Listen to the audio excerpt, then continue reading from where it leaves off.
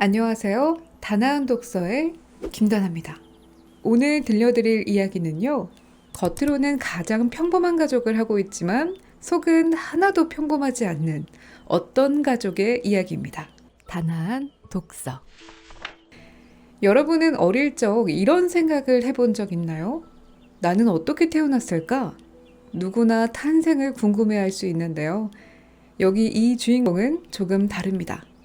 부모님께 당돌하게 이렇게 물어보죠. 엄마, 나 어떤 호텔에서 만들어졌어? 난 러브 호텔에서 만들어진 자식인가 보다. 어떤 호텔인지도 알아냈다. 고속도로 인터체인지 근처에 즐비하게 늘어선 호텔 중 하나인데 호텔 노자루라고 한다. 호텔 과외수업, 호텔 알로하, 호텔 회전목마 등등 이름을 지은 사람이 제정신이었는지 의심스러운 이름들도 많지만 그 중에서도 노자루는 제일 심하다. 거의 최악이다. 하지만 그렇게 제일 심한 이름을 가진 러브호텔에서 만들어져서 이 세상에 태어난 사람이 바로 나다. 그것만은 어쩔 수 없는 사실이다. 보통 이렇게까지 구체적으로 말해주는 부모님은 잘 없을 텐데요. 이 가족의 가훈 때문에 솔직하게 말했다고 합니다. 우리 식구들은 아무것도 숨기지 않고 금기사항을 만들지 않고 될 수 있는 대로 모든 일을 같이 나누자는 가훈에 따라 살고 있다. 덕분에 파트타임을 끝내고 돌아온 엄마는 저녁 준비를 하면서 모든 것을 사실대로 가르쳐 주었다. 인터체인지 근처에 호텔 노자루라고 있거든. 바로 거기야. 이제는 그 호텔도 상당히 낡아버렸지만 그래도 다른 데에 비하면 전통 있는 호텔이지. 물론 엄마도 노자루라는 이름을 가진 호텔에 들어가기는 싫었어. 하지만 그날은 호텔마다 꽉 차서 빈 방이 하나도 없더라고. 이 가족이 얼마나 솔직하냐면요. 자식에게 소위 날라리였던 자신들의 과거까지 말해줬습니다. 엄마랑 아빠는 이 도시 출신이다. 흔해 빠진 이야기지만 사춘기 때 삐딱하게 되어서 비행 청소년들끼리 사랑에 빠졌고 콘돔도 쓰지 않은 용감한 섹스를 했다가 정확하게 당첨되어서 이 또한 뻔한 이야기지만 일찌감치 가정을 이루고 건달 생활을 졸업하여 오늘에 이르렀다. 이 이야기를 듣고 장녀인 마나는 남사친과 함께 호텔 노자로에 가봅니다. 정말 그 호텔은 어떤지 본인의 눈으로 확인하고 싶어 하죠. 근데 마나는 16살인데요. 남사친과 교복을 입고 호텔에 들어갑니다. 어떤 호텔은 교복 입은 학생도 들여보내주나 봅니다. 검색해보니 일본의 러브호텔은 만 18세 미만은 금지라는데 여튼 그렇게 해서 들어가는데 이게 웬걸? 생각보다 호텔은 달랐습니다. 무엇보다 놀란 점은 그 공간이 아주 정상적인 방이었다는 것이다. 러브호텔이라는 말에서 내가 연상한 모습은 비현실적인 붉은 조명, 후줄근한 빨간 이불, 낡고 지저분한 카펫, 덜컹덜컹 소리내며 돌아가는 침대, 선반 위에 늘어선 이상한 도구들 등이었는데 그런 것은 하나도 없었다. 그리고 호텔 노자로에 낡아빠진 건물과는 전혀 어울리지 않게 깨끗하고 건강한 분위기를 가진 어디에나 있는 아니 어딘가에 꼭 있을 법한 분위기의 방이 기다리고 있었다. 그런 방에서 마나는 부모님의 상황을 상상하고요. 자신의 출발점이 이곳이라 생각하니 어딘가 이상한 느낌을 받는데요. 같이 호텔에 온 남사친에게 이렇게 말합니다. 오늘 말인데 속에서 사정해서 그게 수정이 되면 우리 당장 가족이 되는 거잖아? 정말 신기하지 않니? 그러지 마라 마나야.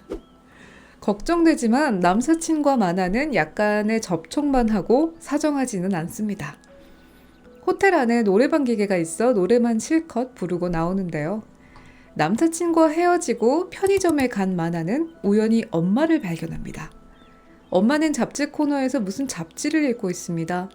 엄마는 우동집에서 파트타임으로 일을 하고 있는데 오후 7시면 일을 하고 있어야 하는 엄마가 편의점에서 한가롭게 잡지를 읽고 있는 겁니다. 마나는 엄마에게 말을 걸어보기로 합니다.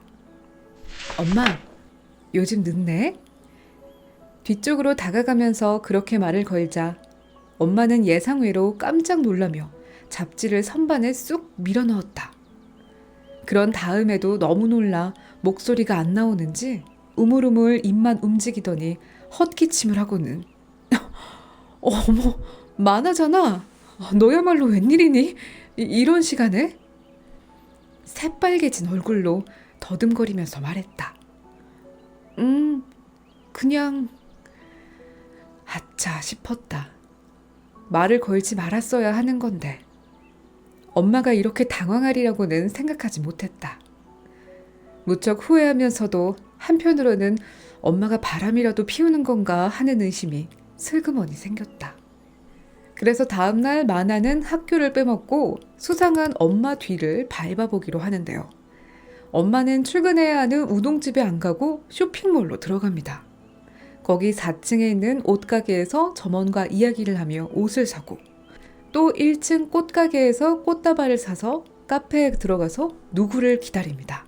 누군가에게 미행을 당한다거나 혹은 아는 사람을 만날지도 모른다는 생각을 눈꼽만큼도 하지 않는 듯 천진난만한 무방비함으로 엄마는 행동하고 있었다.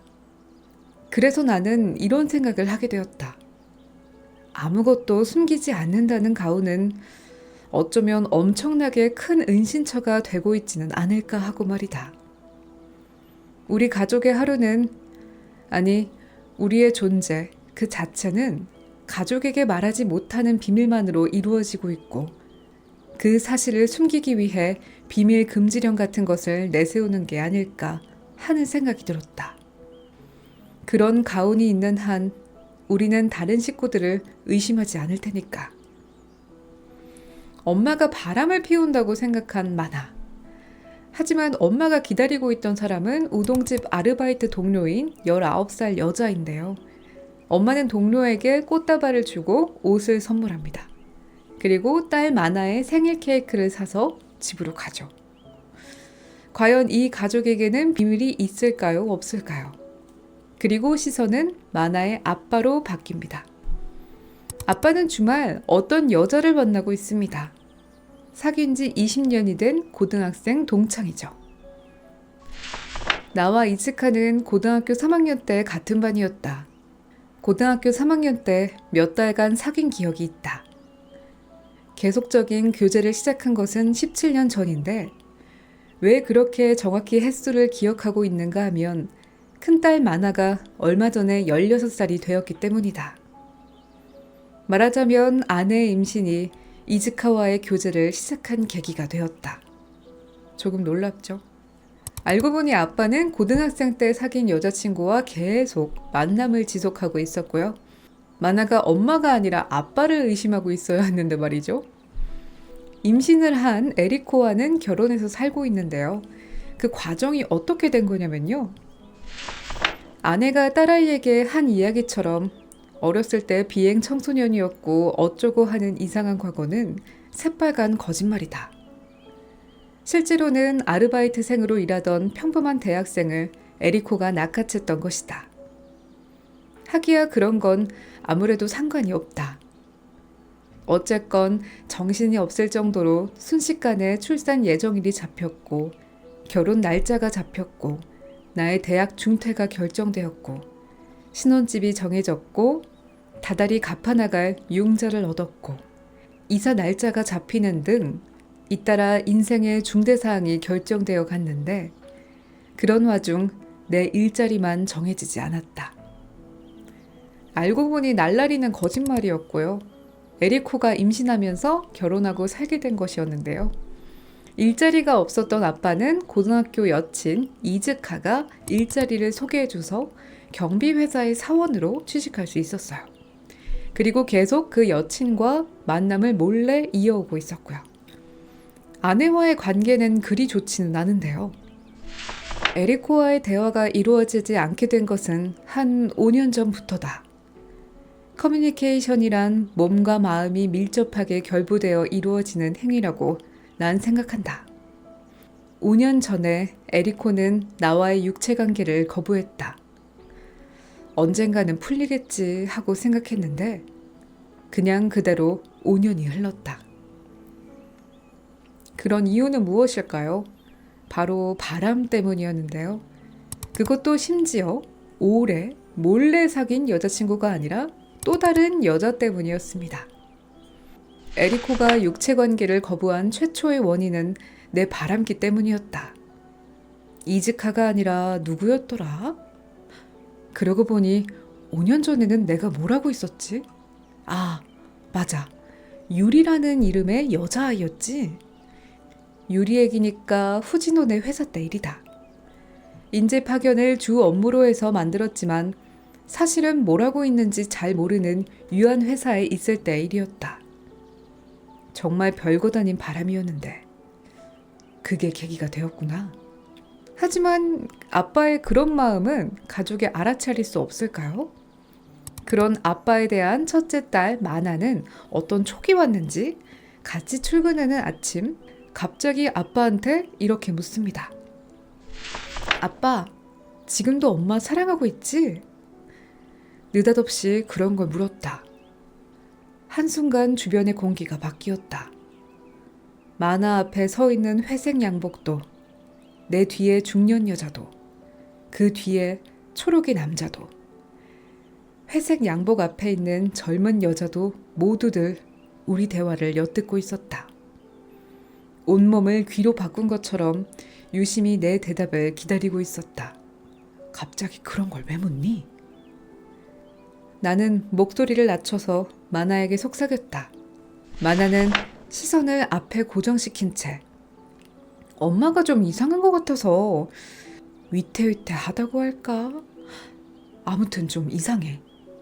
장난 전화 같은 것도 요즘 많이 걸려오고. 단숨에 말을 뱉어놓았다.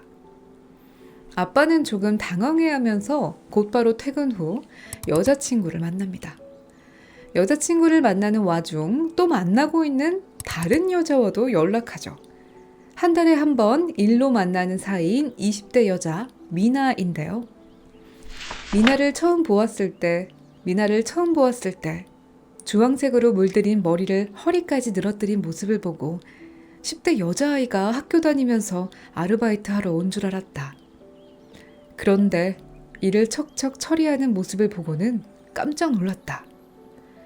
미나는 사무실에서 컴퓨터 업무를 의뢰한 디자인 회사에서 일하는 아가씨인데 지금도 한 달에 몇 번씩 우리 사무실에 와서 홈페이지를 업데이트하거나 개량해놓고 간다.